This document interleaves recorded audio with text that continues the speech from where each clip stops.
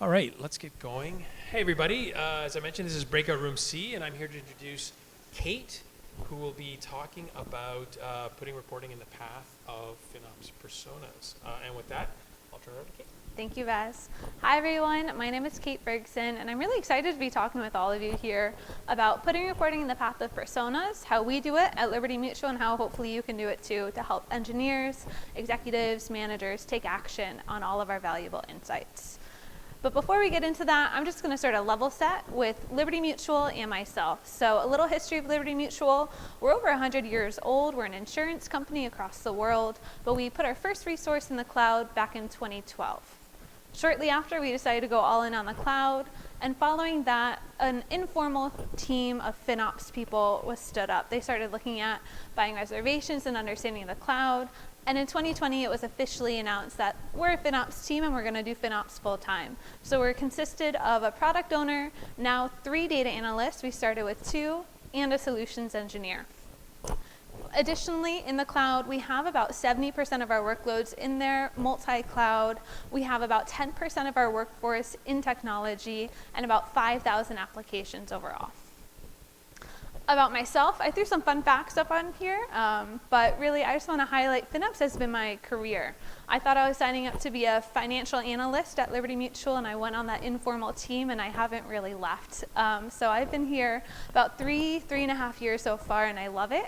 Additionally, I can speak 1.5 languages. Spanish is the half. I love to travel, and you'll find me doing the Wordle or New York Times crossword every single day. So reach out if you're also very passionate about that. But why are we here? So enough about me, enough about Liberty. Why are we here today? I think it really boils down to these 3 things, right? So data, people, and automation. How do you put the right data in front of the right people in an automated fashion? I think you could give as much data as you want with meetings all day long, but no one has time for that, right? So being able to scale sort of some of the FinOps insights across the company to different personas is really the crux of being able to scale FinOps. As you all know, cloud providers give us mountains of data, right? It's almost impossible to sort of comb through everything and find the insights you need to have engineers take action or have application owners care about their spend. So today what I'm going to do is I'm going to walk through a couple of different personas, the data we choose to present to them, our North Star vision is what I'm calling it for what we want them to be able to do or understand as a result of this data, and how we do it in this automated fashion. So to start off, I'm going to talk about engineers. Why engineers? They're the hands on keyboards, right? They're the people making the decisions every day that's costing money every second, hour, etc. And one of the first problems we tackled as a FinOps team back in 2020 was really our biggest opportunity is right-sizing recommendations. I'm sure that's a similar story for many of you, right? If engineers would just change their infrastructure, right, to be cheaper, then we'd save a whole lot of money. So we decided to start with them by trying to surface right-sizing recommendations in their day-to-day work, and all they have to do is click a button to make the change. Seems so easy, right? So much harder. But the data that we chose was sort of low-level information that we felt would resonate with an engineer, right? So we have some of their infrastructure details like the instance ID, the account it's running in, the engine that they're running, things of that nature, as well as the cost, right? Because I think that helps sort of put a perspective on things. So we have the current and recommended costs, and then the savings as a result of that. So to accomplish this is sort of the data flow of how it all worked. So we had right-sizing recommendations. You could source this from cloud-native service providers, a third-party tool, take your pick, but you can source it via API. And then once we sourced that, we did some massaging, did some transformation, sort of gave it some business context for our engineers. And additionally, at the same time, the FinOps team worked closely with our infrastructure team to create a new tab in where engineers go to look for security remediations or if for governance rules, things of that nature. And we added a cost tab in there. So we're like, oh, easy, cost, governance, it just kind of makes sense. And so we put these recommendations in that portal, and then we added that click of a button functionality. And what this looks like in practice is this. we did it, guys. We put it out there. So we had the instance ID, we have the cost, we have a drop-down functionality where you can approve or override the changes and then click submit. The beauty of the portal where we put it is that it would actually go out and change the code. There wouldn't be drift as a result of this change, right? It would actually do it for them. And so we thought, this is awesome, right? If they hit submit, we'll get an event, and from that event information, we can publish up to directors and say, hey, did you know you lost out on $10,000 of right-sizing recommendations because engineers overrode it? Or we could reach out to a specific team that keeps overriding them and say, what's going on? What's the problem here, right? And work with them. We thought we crushed this.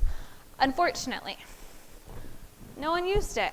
It was a waste. No one used it. And really the biggest finding out of all of this was that we chose the wrong place to put the data. We had, from the FinOps perspective, everything they would need, right? From the business side, it makes complete sense they would do this. But unfortunately, the portal where we put it, it just wasn't where engineers went to look for that sort of information. And so as a result, they saw the cost box, but they don't need to click it. It's not in their face. And so as a result, we're like, okay, this isn't working. We failed. Let's pivot and try a different way. So that's exactly what we did later that year. So we kept the same vision and we kept the data. But what changed is the tool where we put the information. The beauty of this change is that, unfortunately, we lost the click of a button functionality, but the beauty of it is that now it's in a tool where engineers are more frequently there in their day-to-day. They open this platform probably every hour, most likely, right? And so as a result, we also added some additional data. So rather than just adding right-sizing recommendations, we added cost. So on the top, it's the same exact data flow as the previous slide. But what we did this time is we actually added, for a given artifact, what is the cost of this from our homegrown cost and transparency tool. You could source that from wherever you currently get your cost data. But we just pulled it from there, added a little infographic, and surfaced it in this new recommendation portal. What this looks like in practice is we have this console where those engineers live day to day, and you can see on the bottom left-hand side, artifact spend. I'm sorry if it's small to read. There's a lot of information here. But on the bottom left, you have essentially March spend and April spend and a variance with a green down arrow or a red up arrow, right? And what's blacked out here is all of the little nitty-gritty artifact information, right? So the GitHub repository or the pipeline where it's in or the cloud provider. And then on the right-hand side in the upper corner, we have cost optimization recommendations. So if a recommendation exists for this artifact, it's surfaced there, and it's much easier to find than in that other portal. You can click on it and see specifically for these instances, these environments, here's what the recommendation is. They can click down and see even more information. Unfortunately, they can't just click a magic button and it all works. But we found that this has been really successful. And so that's why for this slide, I put a nice big green check mark, right? It's working. My favorite story is I was at reInvent last year talking with someone from Liberty Mutual, an engineer, and we were just saying, oh, you know, what do you do? And I'm like, I'm on the FinOps team, right? And he's like, oh, is that the people with the cost and the console? And I was like, yes, that's all we do, right? And that's happened 4 or 5 times now. I just talk with engineers, say who I am, and they're like, oh, is it the cost and console? And the answer is yes, right? So the beauty of this process that we've been through is that through osmosis almost, people are learning about their cloud spend without needing to set up a one-on-one engagement with the FinOps team, right? They have access directly where they are rather than a Power BI or other BI portal, right? And so we got engineers covered. They're good to go. So our next step was one level up. So we decided next, really application owners. So the managers or product owners, that's who we really wanted to target. And what we wanted to achieve by automating some data for those personas is to make sure that they are able to know what their monthly costs are and how efficient they are, right? So we want them to understand, hey, you're spending $100, but you could be avoiding or saving an extra $20 a month, right? And additionally, we want them to share that information. We really want it to be a talking point at sprint ceremonies, at their one-on-ones with their directors, right? And sort of echo that data both up and down the corporate ladder, if you will. And so to do this, we chose to show costs by application, environment, and over time, right? Because things happen, costs aren't always the same in the cloud. So we think a trend is really important to show. Additionally, we show your realized cost avoidance and savings, recommendations, and an efficiency score. So those are kind of the key attributes that we decided to go with. And what this looks like, again, the bottom line is going to be the same, but the top line, we're sourcing cloud costs, shutdown information, and discount pricing savings, all from the raw billing data. We put that into our homegrown tool, and then we essentially combine all that information with the right sizing recommendations. And that then lives in a BI report. And each month, you can choose your favorite BI tool, but there's almost always a way to automatically export a report with different filters, and that's what we do each month. So for any application owner where their spend is more than $0.00, it'll export a 3-page PDF report and automatically email them. So the beauty of that is I don't need to say, hey, Jane Doe, did you know that you spent $10 last month, right? It can just do it automatically. And what this looks like in practice, there's a lot going on here. I'm going to start with the bottom left. So this is the body of the email that gets sent out. So this is essentially, without even opening a PDF, you're able to see all your applications, you're able to see the monthly spend and the variance. Our hope here is this piques your interest and you want to learn more. Why did my spend go up $1 or $2 or $100, right? And so if you decide to open up that PDF attachment, what you'll find is almost like a utility bill is the analogy I like to use, right? I used my kilowatt hours last month turning the lights on and off, right? And at the end of the month, my electric company tells me how much I spent. Similar to that, right? So we say for this given period, here's how much you spent year to date. And then we also show a 12-month spend trend, which is the second header. The third header is similar to the body of the email. So this one just has fun color coding, so you can see red and green, good and bad. And then we also have a news and information section. So this is for when the FinOps team has new initiatives that we're rolling out. We want people to get engaged or take action. It's also really helpful if there's new optimization opportunities, right? Like, did you know intelligent tiering just came out? Or did you know you could save by moving to GP3? Things of that nature, and we always link to all the documentation. And last but not least on this page is the spend details. What this looks like is almost a matrix of application and environment for the previous month's spend. And I think this section has caused the most amount of questions from these application owners. They're always like, I didn't know I spent $50 in Sandbox spent last month. Engineers, what's going on? And then they'll say, oh, I tested this really cool new thing, right? And I forgot to shut it off, is often the case. But it really helps sort of make sure that you have the proper environment balance that they're expecting. Next up on the last page is cost avoidance, right? So we like to show them the good work they did first. So hey, here's all of your realized savings or avoidance, pick your favorite word. And then underneath we also have the unrealized savings. So this is essentially the lost opportunity. You didn't shut down instances, you didn't right size, or you weren't covered by discount pricing. Currently, those 3 levers are the ones we include in this export. We're actively working on adding additional optimization levers because we know that this is not inclusive of all the work that they could be doing. And so on the left-hand side, we have the realized savings breakdown. So by which lever, how much did you save?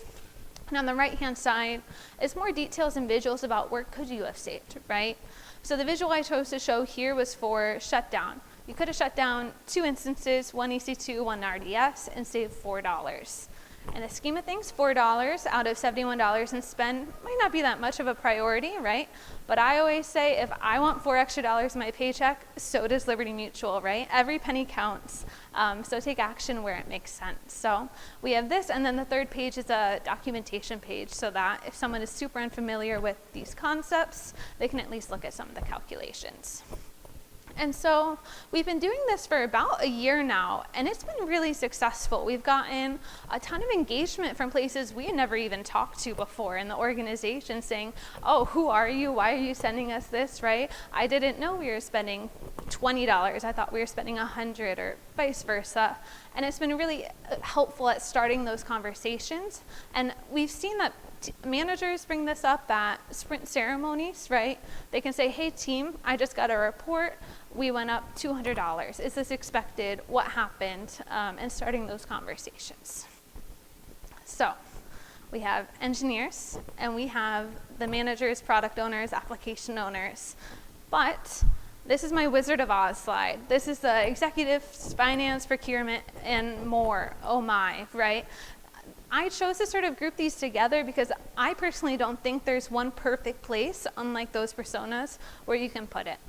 At this point in time, at least at Liberty Mutual, the way that we're structured, there's no one perfect place, but it's almost like an echo chamber of information. So I'm gonna walk through sort of these personas, how they interact, and the data we choose to share, and then I'll also talk about our next steps to maybe see how we can evolve this going forward. So first up, technology finance. Our goal for them is to be able to explain variances and understand the cost drivers. They don't need to know that R5 to R6G might not be the easiest change for a team because they don't like Graviton. We don't need them to know that, right? We just need them to know compute spend went up month over month, or EC2 spend, even better, is going up month over month. They don't need to be cloud experts. They just need to be able to understand and explain those variances to their stakeholders. Next up, procurement. For procurement, we really want them to be able to understand how we're tracking against their commitments to sort of raise the flag if we're either at risk of reaching it too soon or if we're not going to reach it at all, right? It's important that we have that pulse check with them. But also, we want procurement and the executives and senior directors to understand the macro effects or the macro trends affecting cloud spend. We want them to be able to know any migrations that are happening or things that are changing in the ecosystem that are going to cause costs to go up or down. And last but not least, I threw in architects and application owners. I know we just went over application owners, but I think it's really important that we consider architects in this equation as well. They're really the boots on the ground helping engineers solve for these problems and implement these optimization strategies. So we want to make sure that they understand their optimization opportunities and how to implement them. So across the board, these are very diverse stakeholders. So I tried to sum up just a couple of data points that we think at least everyone should have access to and understand. And so it's sort of 3 buckets, right? So year-to-date spend, variance month over month, and spend versus commitment. In terms of cost avoidance, we want to show them what have you saved year-to-date, right? And what have you saved versus your target? So for each business unit, Liberty Mutual, the FinOps team goes around with them in January and February of each year and is like, how much money do you think you're going to avoid in the cloud this year? And we set a target and we hold them to it. And so it's always important to sort of track that over time so we can show them the good work they're doing and how new initiatives are having an impact on that. And also, we show them actionable opportunities. Actionable is really crucial here. I don't know about you guys, but I know when I joined and we saw that big pile of right-sizing recommendations, it was like, say it's $1 million, and we say that to senior leadership, just to have the engineers come back and say, well, actually only a quarter of that is something that we can take action on, right? So presenting the actionable opportunity so that senior leaders are aware. And last but not least, just awareness, right? Who is FinOps? What are we working on? What are some updates or initiatives? Just to make sure that they're in the loop of what we're doing. This is a quick diagram of sort of how these personas interact. I'm 100% missing arrows, external stakeholders, etc. I just want to show this real quick. Simply, it's going to get chaotic. So what I have here is sort of how the data flows, at least at Liberty Mutual. between these personas, right? So FinOps works with procurement on the source of truth for contract projections. Once we have a contract, procurement sends that information to tech finance so that they can input it into the budget tracker, and then each month they're reading out to senior directors, but we also reach out to senior directors on optimization and avoidance, and we also interact with those app owners really frequently, and they interact with the senior directors on what they're doing day to day. And so this is sort of going back to the point where there's no perfect place to put information because it kind of bounces all around, right? And so what I wanted to share here is sort of how we provide information to these stakeholders and how we think it might evolve, right? So on the horizontal axis, you'll see it's mostly as needed interaction. So we have executives and senior directors. We try to provide quarterly updates, both through an email and during a meeting, which isn't automated, but we're working on building more automated reporting similar to the application owners. Same with procurement, sort of that flag of at risk of meeting commitments or something like that. App owners, we send those monthly statements, we send anomaly alerts, we send the cost and the engineering day to day, and the architects really rely on us for that cost optimization pillar of the architecture reviews for well architected, right? So we help inform them about what cost optimization looks like at Liberty Mutual. In turn, those app owners tend to forward all the information we give them up to their senior directors and eventually to the executives. And then additionally, we provide tech finance with variance analysis. So we can say, oh, did you know for cloud provider ABC, right? Here's some of the drivers month over month for your business units when we provide those book close results. So it's at the time that they enter it into the system, they can just add a note for that line item, and then that way they can reach out with questions, but they have that information. And so with that, I'm going to say the results of this so far are to be determined, right? I put a steering wheel on here instead of a check or an X because I think it's going to continue to evolve, right?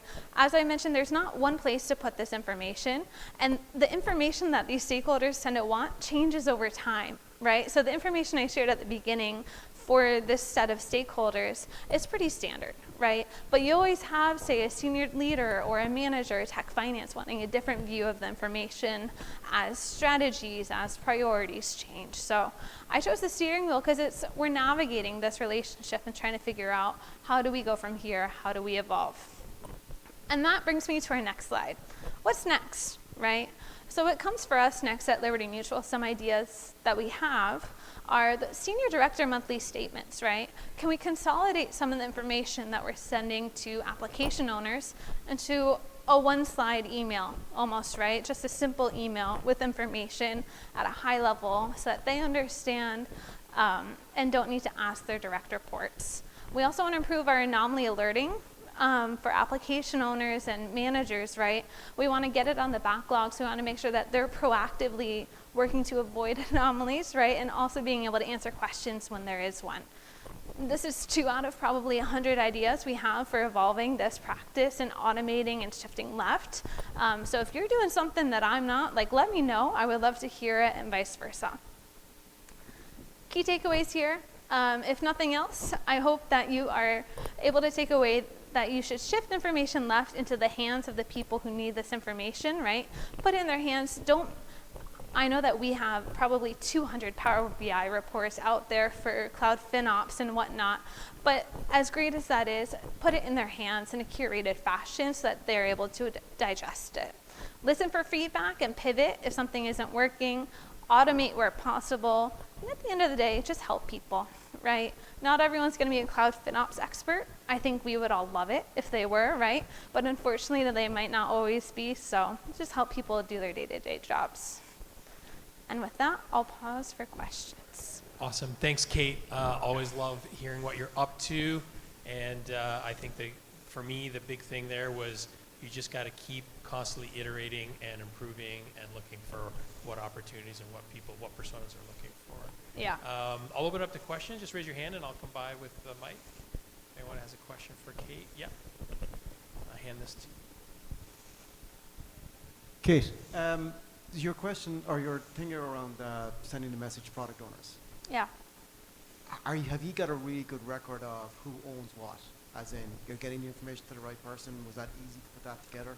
Yeah, that was actually something that we were able to fix the first time we did this. So the first time we sent the emails, we got maybe 50 unable to send emails, right? Because those people didn't work here anymore. They retired, right? So we've actually been able to clean up that ecosystem.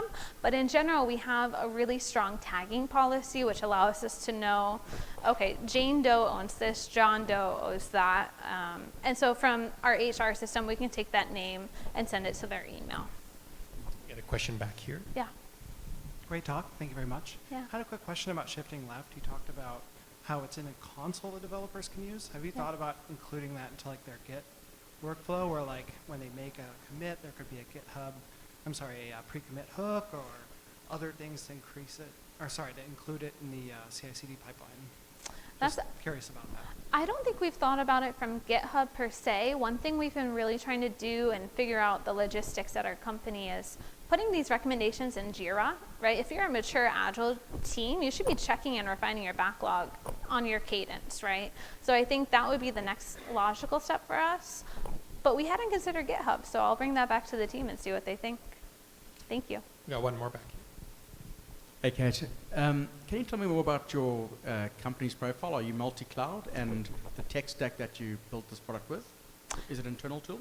Yeah, so we are multi-cloud across the big ones. And so for a lot of this reporting, it's just raw billing data, and we use a homegrown system, so that allows us just sort of query and send. But I think you could really use any BI tool with the cost data for a lot of this.